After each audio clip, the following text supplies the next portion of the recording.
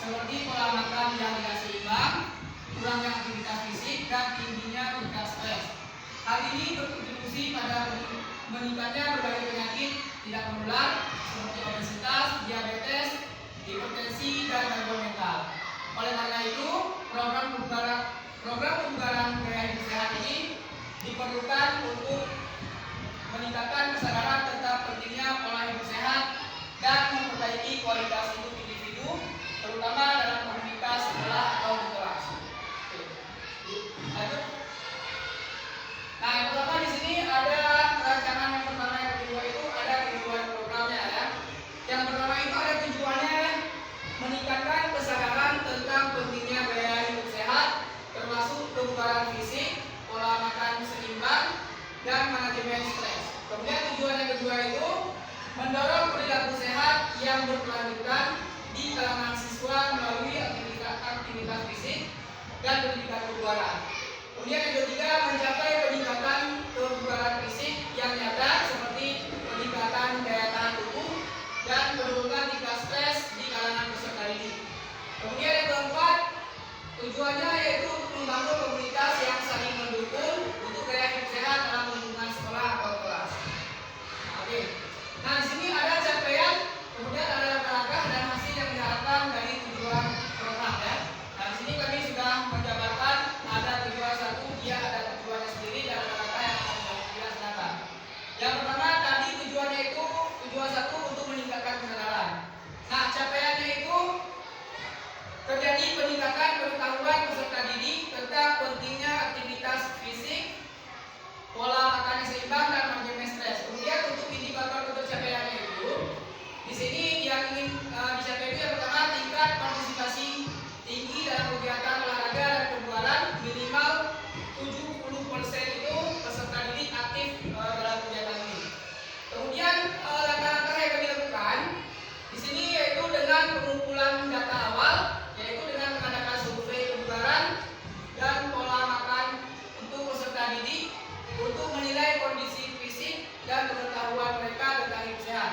Nah, perannya di yang pertama ini, peran peserta didik di sini, mereka itu menjadi partisipasi aktif dalam kegiatan pengumpulan data awal. Kemudian untuk tujuan yang kedua, mendorong perilaku sehat. Di sini capaian yang ingin dicapai itu yang pertama peningkatan pengetahuan dan kesadaran tentang pola makan sehat dan manajemen stres melalui kuis atau sesi pendidikan. Kemudian untuk indikator pencapaiannya, peserta didik secara rutin berpartisipasi dalam kegiatan olahraga dan mulai menerapkan pola makan sehat dalam kehidupan sehari-hari. Kemudian untuk langkah-langkah yang dilakukan di tujuan 2 ini, pendidikan dan penyuluhan, yaitu dengan memberikan sesi pendidikan mengenai pola makan sehat, pentingnya hidrasi, manajemen stres, dan pentingnya tidur yang cukup. Nah, kemudian untuk peran peserta didik di sini, peserta didik itu terlibat aktif dalam perencanaan kegiatan penyuluhan dan pendidikan mengenai makanan sehat, pentingnya hidrasi, manajemen stres, dan pentingnya tidur yang cukup.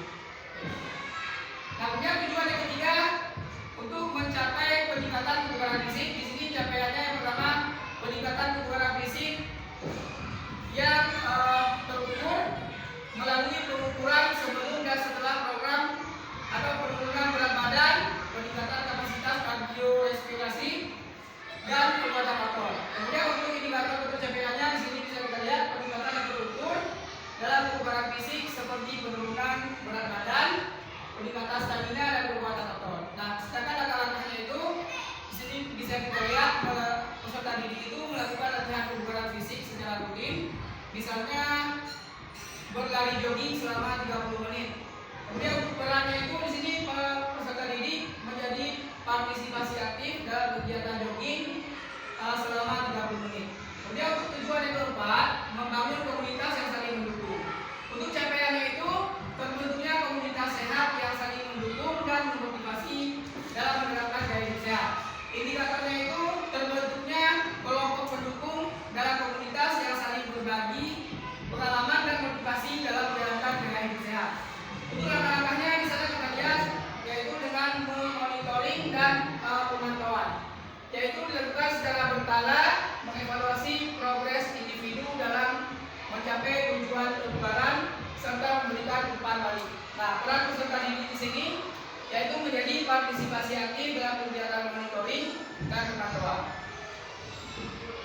Selanjutnya di sini ada skala program dan mitra dalam komunitas belajar. Nah, di sini untuk skala programnya yang kami angkat itu adalah siswa kelas 5 dan siswa kelas 6 di sini sudah hadir.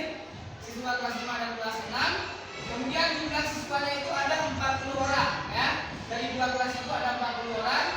Untuk usianya itu ada usia 11 sampai 12 tahun. Nah, untuk pengetahuan program atau kegiatan ruang pelaksanaan ya. Yang pertama sih ada ruang pelaksanaan.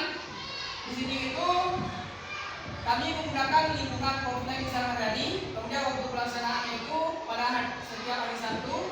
Di sini dimulainya itu pada Sabtu 11 Januari 2025. Dimulai dari jam 10.30 sampai jam 12. Untuk durasinya itu ada 2 jam pelajaran.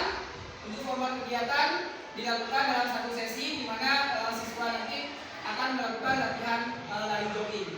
Kemudian di sana ada mitra dalam komunitas. Yang pertama itu ada grup PJOK ya. Di sini perannya itu untuk memfasilitasi dalam pengumpulan data awal dan menjelaskan cara meningkatkan kebugaran fisik. Kemudian aset, apa aset yang kami miliki? Di sini asetnya itu yaitu kemampuan dalam membimbing peserta didik.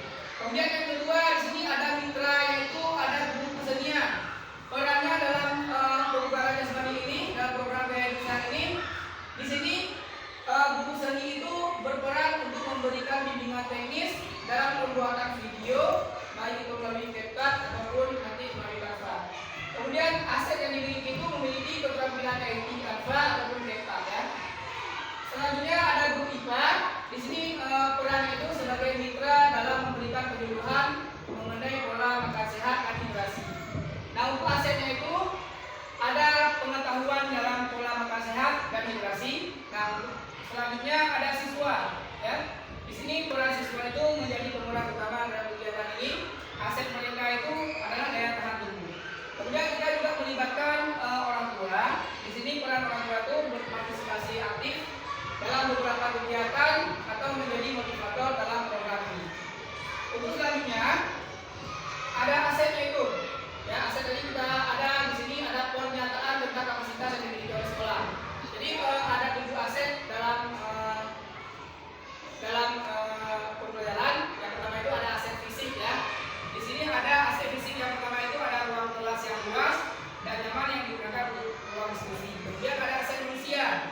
Di sini aset manusia itu ada guru yoga, ada guru IPA dan ada guru seni. Ya, di sini sudah jelas bagaimana mereka cara melakukannya dalam membimbing anak-anak. Kemudian ada aset politik. Di sini aset politik itu adalah adanya orang tua dan masyarakat. Di sini sekolah memiliki hubungan yang baik dengan orang tua dan masyarakat sekitar yang dilibatkan dalam program ini. Yang selanjutnya di sini adalah jabatan di sini ya, kolaborasi antara guru IPA, seni dan guru yoga di sini dalam menciptakan pengalaman pembelajaran yang holistik. Kemudian untuk mata orang tua di sini sebagai pemateri. Kemudian untuk pemberdayaan siswa itu dengan memberikan tanggung jawab kepada siswa melalui proyek gaya hidup sehat ini. Nah, di sini untuk rencana evaluasi ya, yang pertama sekali itu yang menjadi subjek evaluasi yang pertama adalah peserta didik. Di sini ada siswa kelas 5 dan kelas 6 yang berpartisipasi dalam program. Kemudian subjek yang kedua itu ada staf, yaitu guru penyokan, guru IPA dan guru seni. Kemudian untuk subjek yang ketiga ada orang tua. Di sini orang tua itu yang diundang dalam proses partisipasi kegiatan. Yang selanjutnya adalah alat pengumpulan data. Di sini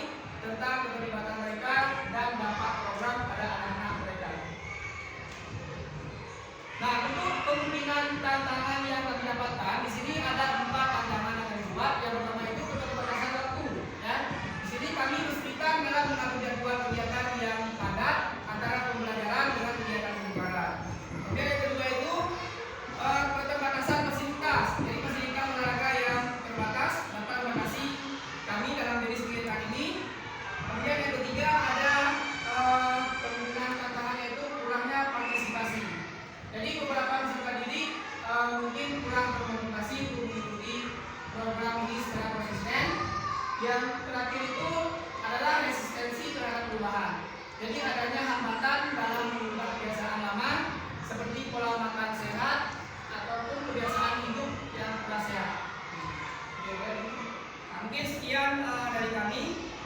Kepada teman-teman, dari materi yang kami berikan tadi, yang kami paparkan tadi, kira-kira ada tambahan nggak kira-kira dari properti? Ada nggak tambahan kira-kira yang perlu diinginkan?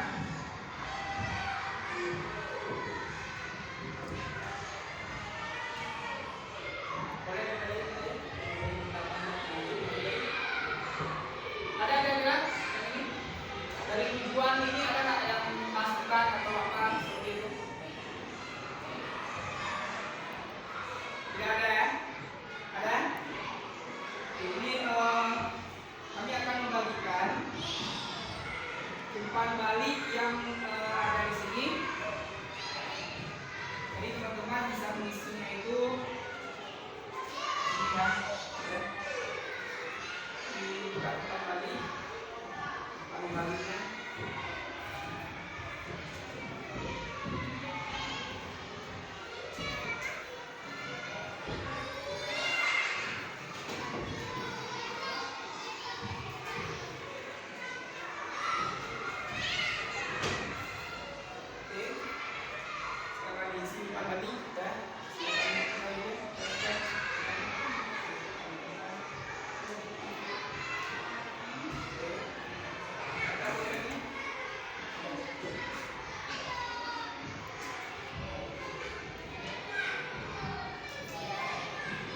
Ya?